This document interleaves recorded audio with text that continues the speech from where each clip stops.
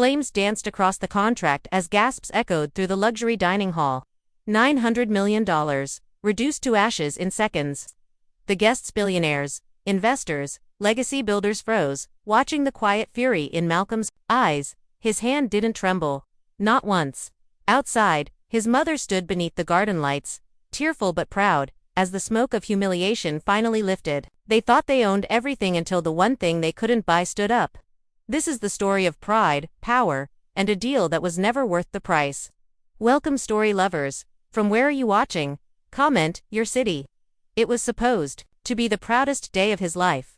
Malcolm Carter, a 38-year-old black tech CEO from Atlanta, had just finalized a historic $900 million merger, one that would make headlines across the world. He flew to the Hamptons with his mother, Evelyn, to attend a private dinner hosted by the billionaire family he was partnering with.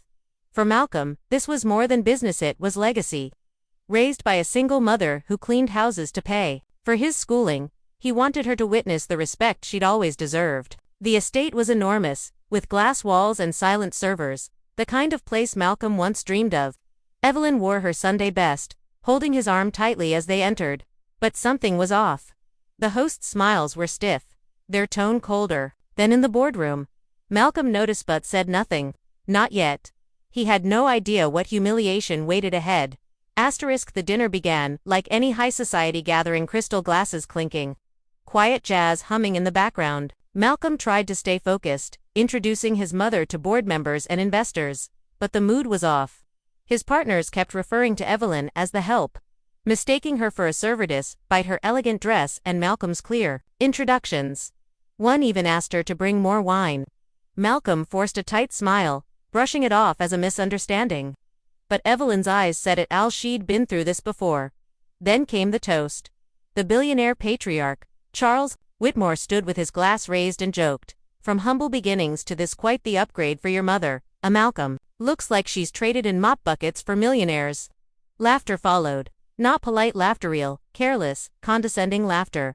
Evelyn's hands trembled. She quietly placed her napkin down and excused herself. Malcolm sat frozen. Years of building, pitching, proving himself, all unraveling in that moment. He followed her out and found her standing by the garden, holding back tears. "Baby," she whispered, "they don't see you." They never did. Inside, the men were still laughing, clinking glasses, already planning the press release for the merger. But something had cracked in Malcolm. This wasn't just about money anymore. He walked back inside, silent and calm. Charles turned to greet him with a grin and aware that everything was about to collapse. Because Malcolm was about to make a decision no one in that room saw coming. Wait a second. If you enjoy this story, please support us by clicking the like button. We'd also love to know. Comment below and tell us which city you're watching from. If you'd like to see, Malcolm stood at the head of the long, glittering table, every eye on him. He raised his glass not in celebration, but in defiance. "This deal," he said, voice steady, "is off." A stunned silence followed. Charles laughed nervously. "Come on, son, don't be dramatic." Malcolm's eyes narrowed. "You humiliated my mother, the woman who built me, this empire. I'd rather burn it down than sell my soul to people like you." Gasps. Phones came out. Lawyers scrambled. Malcolm placed the signed contracts on the table, then lit them with a table candle. Flames curled through $900 million of opportunity. "Consider this the cost of your arrogance." Chairs scraped. Panic. Evelyn watched from the doorway, eyes wide with pride. Dear audience, if you're enjoying the story, don't forget to give it a like, it really helps. The deal collapsed overnight. News outlets swarmed the story. Black CEO walks away from $900 million over racism. Some called him reckless, others called him a hero. But Malcolm didn't need their approval. What mattered was the look on his mother's face, not broken, but whole. He launched a new fund the next month, one that invested in black-owned startups and underrepresented founders. The empire would still rise, just not on their terms. Because this wasn't just about one insult. It was about a lifetime of being seen as less than.